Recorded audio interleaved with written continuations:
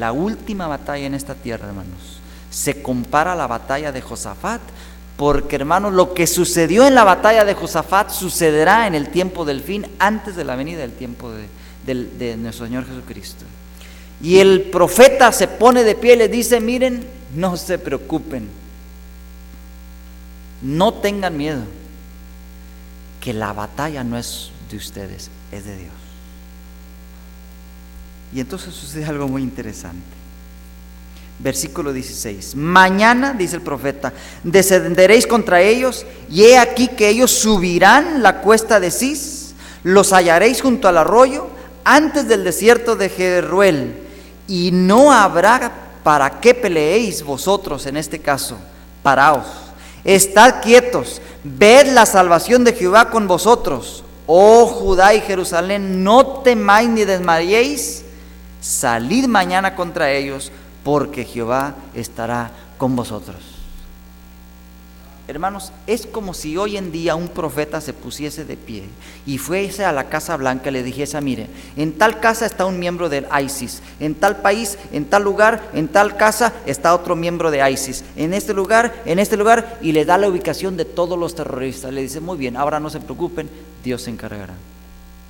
Poniéndolo en términos modernos, es lo que sucedió en ese lugar. El rey está pidiendo ayuda, es el dirigente máximo del pueblo, y un profeta se levanta y le dice: no tengan miedo, miren, mañana váyanse por aquella colina, por aquel lugar, allá están escondidos los malvados, ahí están, ya el Señor me lo reveló, y miren, váyanse por acá, vean aquí, suban acá, suban allá, y cuando lleguen allí, no se preocupen, no necesitan armas. A Gedeón les pidió unas cosas, pero en este caso no les pidió nada, no necesitan nada, vayan, Dios va a pelear por ustedes. ¿Cuál es lo diferente de esta historia a cualquier otro agradecimiento, hermanos? ¿Recuerdan ustedes cuando Israel cruzó el Mar Rojo? ¿Recuerdan quién se paró y alabó a Dios y agradeció con cantos? María, la hermana de Moisés. Sucedió el evento y entonces hubo un agradecimiento. Pero resulta que Josafat hace diferente. Versículo 18. Entonces Josafat se inclinó de cara al suelo, lo mismo que todos los de Judá, y los habitantes de Jerusalén se postraron delante del Señor y lo adoraron. Y luego se levantaron los levitas, coatitas, coreitas, y a gran voz alabaron al Señor y Dios de Israel. Por la mañana se levantaron, fueron al desierto de Tecoa, y mientras ellos salían, Josafat se puso de pie y dijo: escúchenme, habitantes de Judá y de Jerusalén, crean en el Señor su Dios y serán invencibles. Crean en sus profetas y obtendrán la victoria. Y después de reunirse con el pueblo para ponerse de acuerdo con ellos, Josafat nombró a algunos para que, ataviados con sus vestimentas sagradas, cantaran alabanzas al Señor mientras el ejército salía con sus armas, y decían: demos gloria al Señor, porque su misericordia es eternal. Yo no sé si el canto que canta el coro, que no el de ahora, pero que he cantado antes, está basado en este versículo: demos gloria al Señor, demos gloria al Señor. Pero dice aquí: demos gloria al Señor, porque su misericordia es eterna. Y cuando los cantos de alabanzas comenzaron a escucharse, el Señor puso contra los amonitas y moabitas y contra los del monte de Seir las emboscadas que ellos mismos habían tendido contra Judá, y acabáronse matándose los unos a los otros. Llegan al campo de batalla y las trampas que los enemigos les habían puesto a ellos, resulta que ellos mismos cayeron en las trampas y comenzaron a matarse unos a otros y se aniquilaron. ¿Saben que eso es lo que va a suceder en el tiempo del fin? Cuando los enemigos estén a punto de matar a los fieles del Señor, voltearán, dice la palabra del Señor, sus armas contra ellos mismos y se destruirán. Y veremos la nube de Dios de la segunda venida venir en gloria y majestad. ¿Qué diferencia hay en esta historia a cualquier otra historia en la Biblia, hermanos? Esto es lo que yo noto. 1. El pueblo reclama la promesa de Dios, que está en la palabra de Dios. 2, el pueblo cumple los requisitos de esa promesa, que vinieran humillados ante el templo de Dios, arrepentidos y pidieran ayuda al Señor. 3, el pueblo tuvo fe de que Dios cumpliría la promesa que había hecho en el templo de Salomón. Pero el número 4, hermanos, es diferente a otros agradecimientos.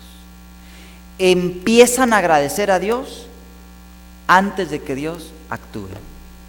¿Cómo la ven? Todavía no habían sido liberados de los enemigos, todavía no habían obtenido la victoria, pero Josafat le dice: muy bien, pónganse a agradecer al Señor, porque Él va a cumplir su promesa. Y este agradecimiento sucede antes de la bendición. ¿Por qué digo esto? Porque a veces nosotros como seres humanos, Señor, si tú me bendices, si tú haces esto, yo voy entonces, o sea, depende de que si el Señor hace las cosas, entonces nosotros vamos a actuar. Pero esta fue una oración de fe. Y la fe, hermanos, tiene que actuar como si Dios ya hizo lo que prometió que iba a hacer. Un pastor muy conocido en su tiempo, el pastor Glenn Kuhn, él falleció hace ya varios años atrás, en sus 80 y tantos años. Hizo famoso en el mundo adventista un libro que se llamaba las ABCs de la oración. Y él decía lo que dice aquí la palabra del Señor. Cuando tú encuentras una promesa en la Biblia, cuando cumple la condición de esa promesa, agradece a Dios porque Dios ya va a cumplir lo que prometió. Eso es fe. Vivir por fe significa agradecer a Dios por lo que sabemos que Dios va a hacer en nuestra vida. Ahora, noten ustedes, hermanos, que todos nuestros agradecimientos son por lo que Dios hizo en nuestra vida. Pero este agradecimiento de Josafat es por lo que Dios hará en el futuro. Yo quisiera en esta mañana desafiarles a que vivamos una vida de agradecimiento a Dios, por fe confiando en sus promesas, viviendo bajo sus promesas, sabiendo que Dios cumplirá lo que ha prometido. Esa es la vida del cristiano. Ahora, ¿por qué es tan importante esto, hermanos? ¿Por qué? Por una razón. El versículo de memoria de esta mañana, Colosenses 2, 6 y 7. ¿Por qué es tan importante vivir por fe en las promesas de Dios, dando gracias por lo que Dios todavía no ha cumplido, pero que ha prometido? ¿Por qué? Colosenses 2, 6 y 7. Por tanto, vivan en el Señor Jesucristo de la manera que lo recibieron. ¿Y cómo recibimos al Señor? Por fe. Por fe recibimos al Señor en nuestro corazón. Bueno, dice el apóstol Pablo, quiero que vivan en el Señor Jesucristo de la misma manera como lo recibieron. ¿Cómo lo recibieron? Por fe. Entonces, ¿cómo se vive la vida cristiana? Por fe también. Arraigados, sobreedificados en Él, confirmados en la fe y rebosantes de acciones de gracias, que es como fueron enseñados. ¿Por qué es tan importante dar gracias? Porque dar gracias, hermanos, es parte del plan de santificación. Si usted no da gracias a Dios, usted no crece como cristiano, porque significa que no está viviendo por fe. Esta mañana, para terminar, yo les desafío a que vivamos nuestra santificación, nuestra vida diaria como cristianos, en una fe tan grande que nos lleve a agradecerle a Dios por lo que Él todavía no ha hecho por nosotros, pero que prometió que lo va a hacer si cumplimos sus condiciones. ¿Quieres vivir una vida así? Esa vida, hermanos, de fe, ve el futuro. Por fe Abraham supo que iba a tener una gran descendencia. Por fe Abraham estuvo dispuesto a matar a su hijo por orden de Dios, porque sabía que aún de las piedras Dios iba a cumplir su promesa e iba a darle toda una generación. Por fe, hermanos, David escribió todos los salmos de agradecimiento a Dios, sabiendo que Dios lo iba a librar del peligro. Por fe, hermanos, vivieron todos los hombres y mujeres del Señor. Y la última generación, hermanos, en este mundo, por fe vivirá también, viendo el futuro de lo que Dios hará. Cuando tú estás en el mundo de oscuridad y no ves la luz y no sabes lo que va a ocurrir al final del túnel, es cuando tu fe se desarrolla y encuentras una promesa en la palabra del Señor y dices: Señor, reclamo esta promesa y yo sé que tú la vas a cumplir. Ya has visto el futuro. Has visto el futuro, porque las promesas de Dios son el futuro asegurado, son cheques registrados. Ya no se usa mucho eso. De niño aprendí que un cheque registrado es igual que cash, porque cuando va usted con un cheque cualquiera, el banco, bueno, espere 2-3 días para que se cambie, porque no sabemos si tiene fondos. Pero un cheque registrado es seguro. Ya los fondos están ahí, están asegurados. Las promesas de Dios son un cheque registrado. Cuando aprendemos a vivir por fe, el mundo futuro se nos abre con una seguridad de que Dios estará con nosotros. Dios se va a encargar, Dios va a abrir las puertas, Dios me va a encontrar el trabajo, Dios salvará a mis hijos, Dios me abrirá el corazón para poder perdonar. Dios, y hermanos, reclama cualquier promesa del futuro, por fe Dios la va a cumplir.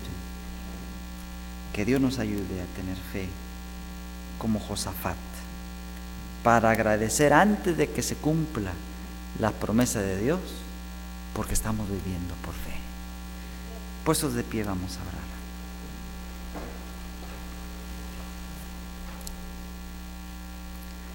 Padre Celestial, fortalece nuestra fe en esta mañana.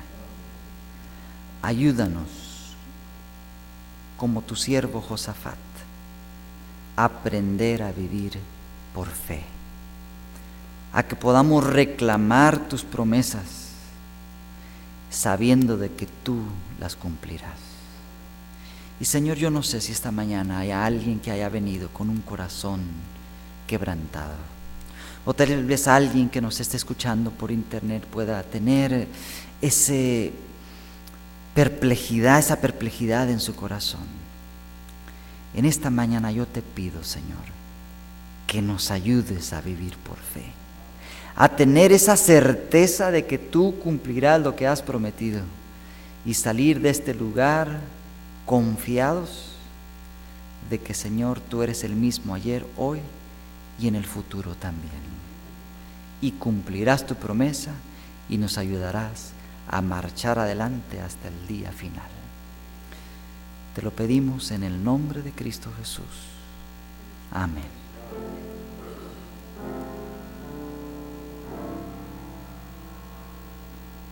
Amén. Hermanos, gracias a Dios que nos ha dado otro año de agradecerle. Cruzando la calle hay un sabroso desayuno para todos.